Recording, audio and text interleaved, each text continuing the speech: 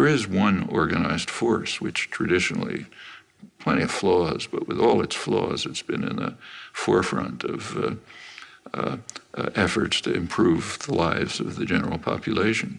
That's organized labor. It's also a barrier to corporate tyranny. So it's the one barrier to this vicious cycle going on, which does lead to corporate tyranny.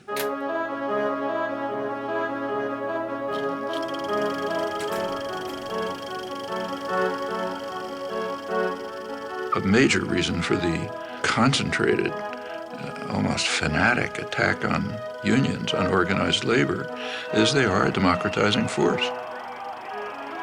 They provide a barrier that defends workers' rights, but also popular rights generally.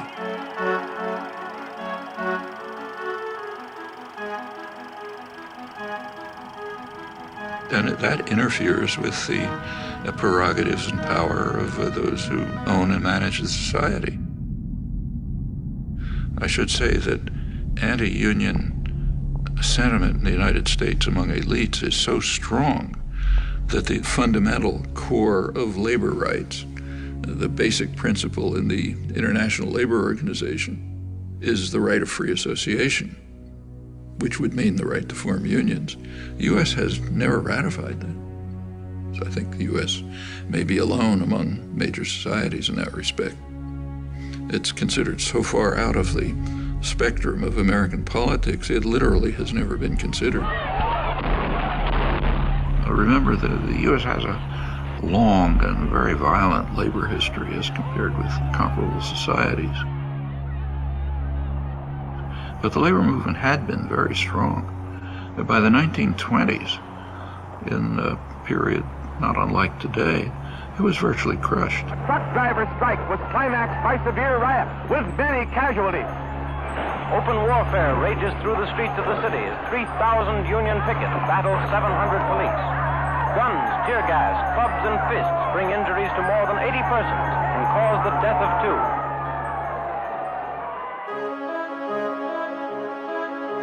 2. By the mid-30s, it began to reconstruct.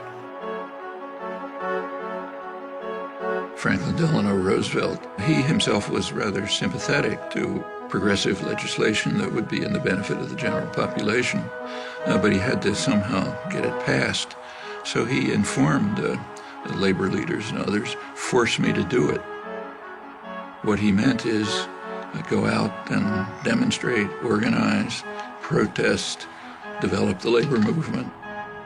When the popular pressure is sufficient, I'll be able to put through the legislation you want. I am not for a return to that definition of liberty under which for many years a free people were being gradually regimented into the service of a privileged few. I prefer that broader definition of liberty.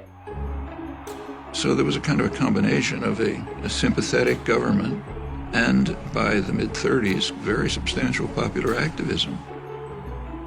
There were industrial actions, there were sit-down strikes, which were very frightening to ownership. You have to recognize a sit-down strike is just one step before saying, we don't need bosses, we can run this by ourselves.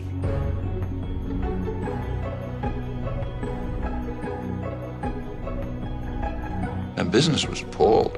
You read the business press, say, in the late 30s, they were talking about the hazard facing industrialists and the rising political power of the masses, which has to be repressed. Things were on hold during the Second World War, but immediately after the Second World War, the business offensive began in force. Taft-Hartley Act. The Taft-Hartley Act was written for only one purpose: to restore justice and equality in labor management relations. McCarthyism was used for massive corporate propaganda offensives to attack unions. It increased sharply during the Reagan years. I mean, Reagan pretty much told the business world, if you want to illegally break organizing efforts and strikes, go ahead. They are in violation of the law, and if they do not report for work within 48 hours, they have forfeited their jobs and will be terminated. Continued in the 90s, and of course with George W. Bush, who went through the roof. By now, less than 7% of private sector workers have unions.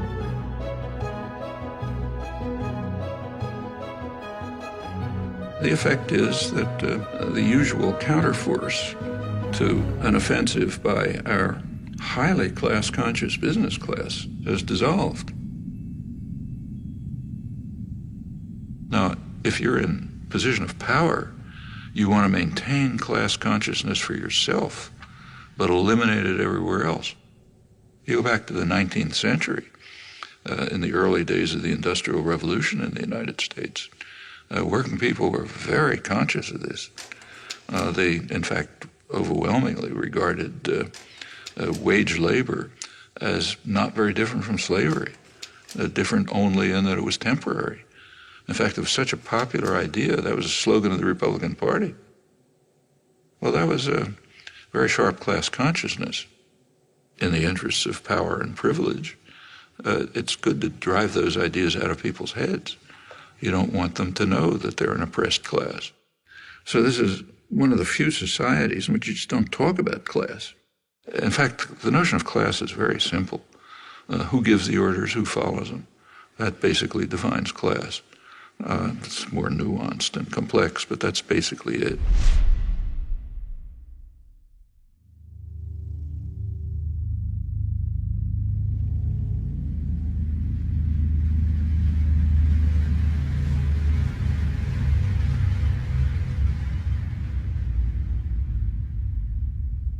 The public relations industry, the advertising industry, which is dedicated to creating consumers, it's a phenomenon that developed in the freest countries, in Britain and the United States.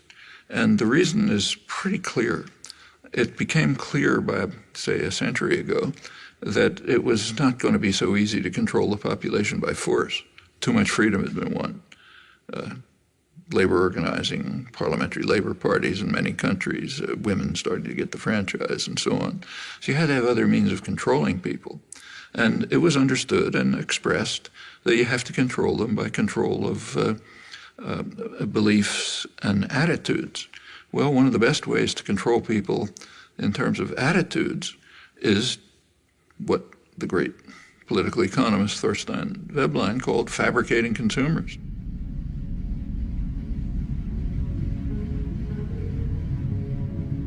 If you can fabricate wants, make obtaining things that are just about within your reach the essence of life, they're going to be trapped into becoming consumers.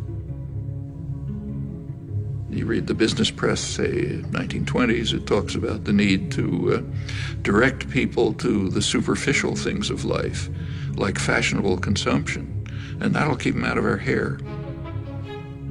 You find this doctrine all through progressive intellectual thought, like Walter Lippmann, the major progressive intellectual of the 20th century.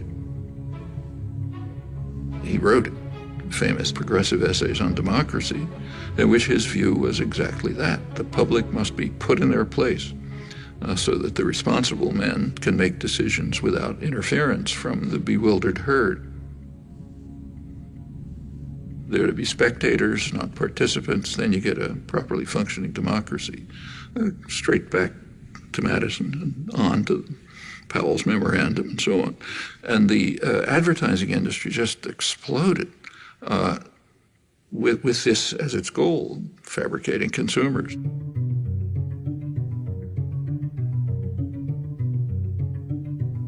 And it's done with great sophistication. You don't see many wild stallions anymore. He's one of the last of a wild and very singular breed. Come to Marlboro country. The ideal is what you actually see today, where, let's say, teenage girls, if they have a free Saturday afternoon, will go walking in the shopping mall, not to the library or somewhere else. The idea is to try to control everyone, to turn the whole society into the perfect system. Perfect system would be a society based on a dyad, a pair. The pair is you and your television set, or maybe now you and the internet, in which that presents you with what the proper life would be, what kind of gadgets you should have. And you spend your time and effort gaining those things which you don't need and you don't want, and maybe you'll throw them away. But that's the measure of a decent life. What we see is in, say, advertising on television. If you've ever taken an economics course, you know that markets are supposed to be based on informed consumers making rational choices. Well, if we had a system like that, a market system, then a television ad would consist of, say, General Motors putting up information saying, here's what we have for sale. That's not what an ad for a car is. An ad for a car is a football hero, an actress, the car doing some crazy thing like going up a mountain or something. The point is to create uninformed consumers who will make irrational choices. That's what advertising is all about. And when the same institutions, PR system, runs elections, they do it the same way.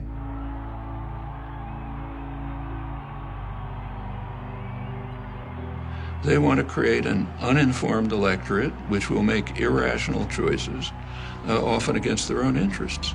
And we see it every time one of these extravaganzas take place. Right after the election, President Obama won an award from the advertising industry for the best marketing campaign, and it wasn't reported here. If you go to the international business press, executives were euphoric. They said, we've been selling candidates, marketing candidates like, toothpaste ever since Reagan, and this is the greatest achievement we have. I don't usually agree with Sarah Palin, but when she mocks what she calls the hopey-changey stuff, she's right. First of all, Obama didn't really promise anything. That's mostly illusion. You go back to the campaign rhetoric and take a look at it. There's very little discussion of policy issues, and for very good reason, because public opinion on policy is sharply disconnected from what the two-party leadership and their financial backers want. Policy, more and more, is focused on the private interests that fund the campaigns, with the public being marginalized.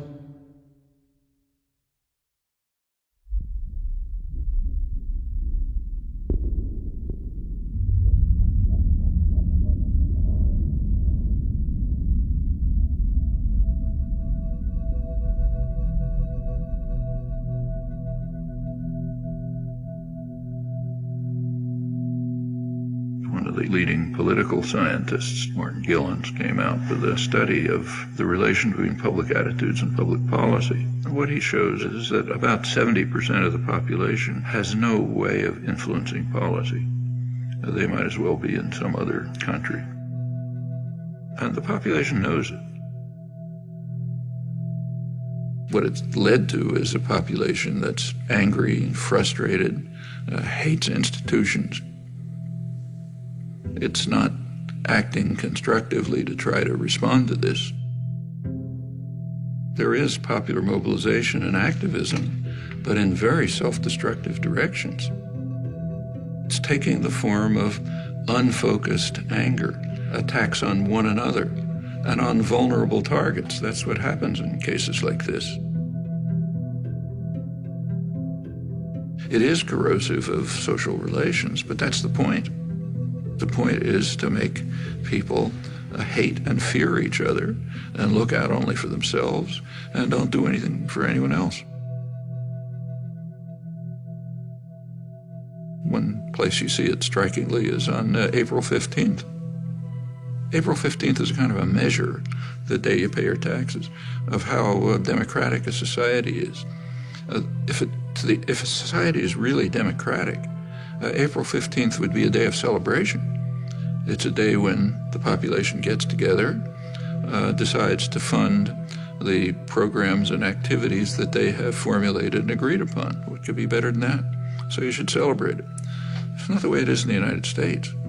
It's a day of mourning. It's a day in which some alien power, has nothing to do with you, is coming down to steal your hard-earned money. and you do everything you can to keep them from doing it. Well, that is a kind of a measure of the extent to which, at least in popular consciousness, democracy is actually functioning. Not a very attractive picture.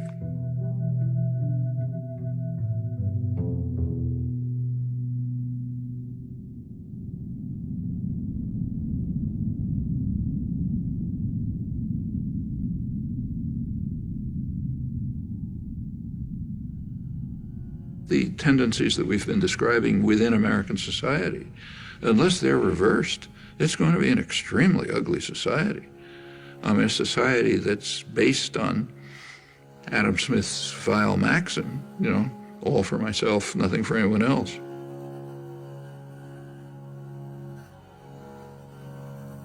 A society in which normal human instincts and emotion of sympathy, solidarity, mutual support, in which they're kind of like driven out. That's a society so ugly, I don't even know who'd want to live in it. I wouldn't want my children to. If the society is based on control by private wealth, it will reflect the values that it in fact does reflect. The value that is greed and the desire to maximize personal gain at the expense of others. Now, any society, maybe a small society based on that principle is ugly, but it can survive. A global society based on that principle is headed for massive destruction.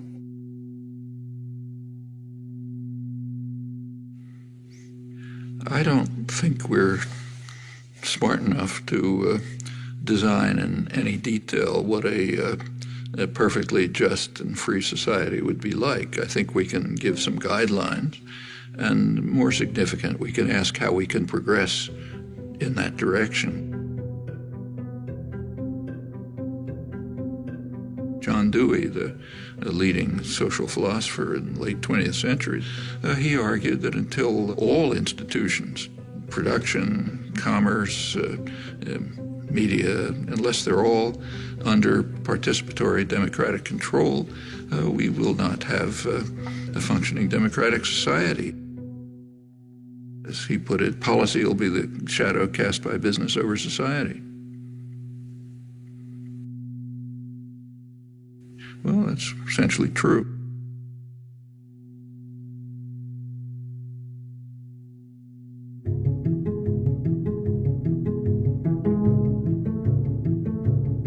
Where there are structures of authority, domination, and hierarchy, somebody gives the order, somebody takes them, they are not self-justifying. They have to justify themselves. They have a burden of proof to meet.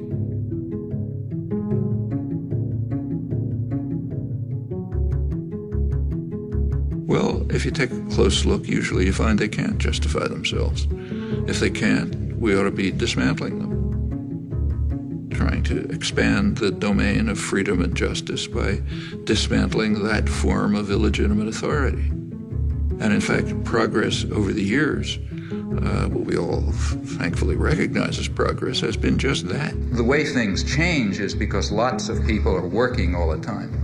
And, you know, they're working in their communities, in their workplace, or wherever they happen to be, and they're building up the basis for popular movements which are going to make changes. That's the way everything has ever happened in history. Take, say, freedom of speech. One of the real achievements of American society. It's first in the world in that. It's not in the Bill of Rights. It's not in the Constitution. Freedom of speech issues began to come to the Supreme Court in the early 20th century. The major contributions came in the 1960s. One of the leading ones was a case involving the civil rights movement. Well, by then you had a mass popular movement which was demanding rights, refusing to back down. And in that context, the Supreme Court did establish a pretty high standard of freedom of speech. Or take, say, women's rights. Women also began identifying oppressive structures, refusing to accept them, bringing other people to join with them. Well, that's how rights are won. To a non-trivial extent, I've also spent a lot of my life in activism. I mean, that doesn't show up publicly, but yeah. Actually, I'm not terribly good at it. I'm not the greatest organizer. I think that we can see quite clearly some very, very serious defects and flaws in our society, our level of culture, our institutions, which are going to have to be corrected by operating outside of the framework that is commonly accepted. I think we're going to have to find new ways of political action. But the activists are people who have created the rights that we enjoy.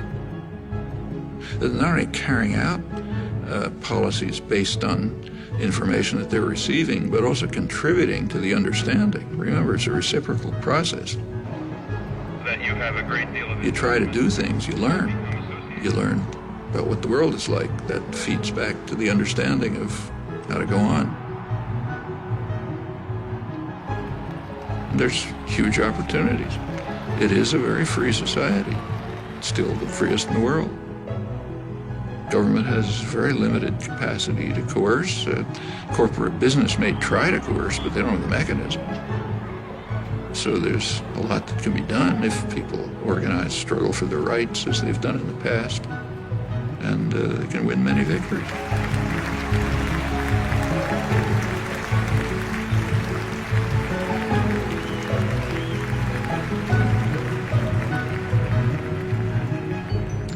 Well, my close friend for many years, late Howard Zinn, to put it in his words, that what matters is the countless small deeds of unknown people who lay the basis for the significant events that enter history. They're the ones who've done things in the past. They're the ones who'll have to do it in the future.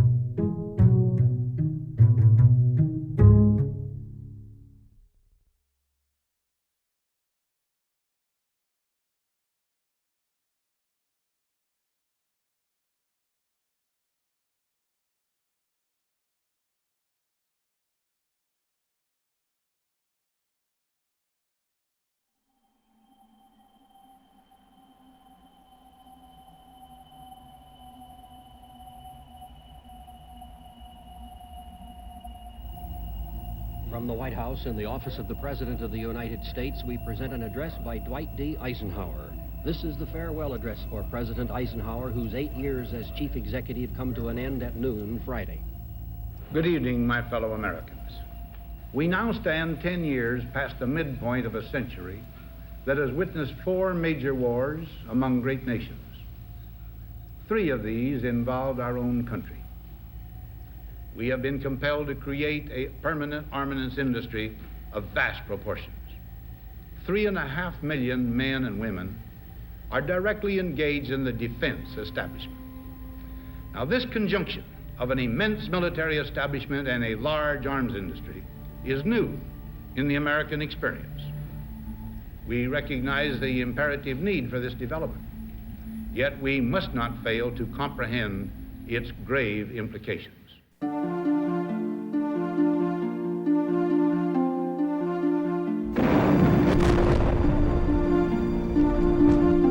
What are we fighting for?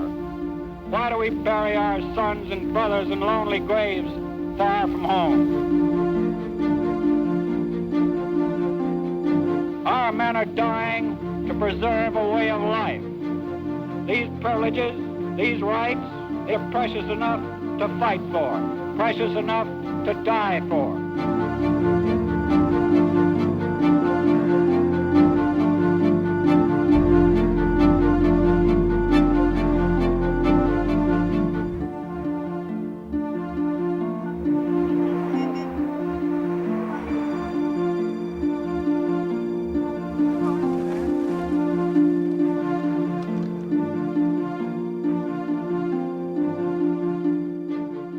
States is the greatest force for good in the world, and we have not an obligation to go out and fight and start wars, but to certainly do everything we can to spread democracy and freedom throughout the world. We shall pay any price, bear any burden to assure the survival and the success of liberty. What are we fighting for? Freedom? Freedom. I think we fight because it's necessary and because it's right. We're not talking simply about the price of gas. We are talking about the price of liberty. We seek neither territory nor bases. We fight for the principle of self-determination. America's strength and, yes, her military power have been a force for peace, not conquest. By keeping our military strong, by using force where we must, America is making a difference for people here and around the world. Our cause is just, and no matter how long it takes, we will defeat the enemies of freedom.